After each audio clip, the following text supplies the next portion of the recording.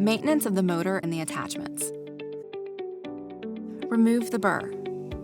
Disconnect by gently pulling the attachment out of the motor.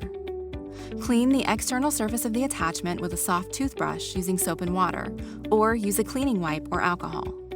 Then, clean around and inside the burr insertion hole using an interdental brush.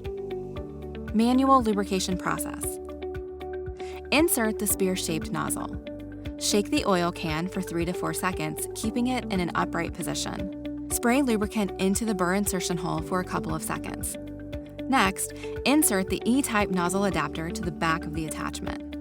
Cover the head of the attachment with a paper towel and spray the oil into the attachment while holding the can in an upright position. Make sure the oil flushes the debris out of the attachment and clear oil comes out of the head. This should take a couple of seconds.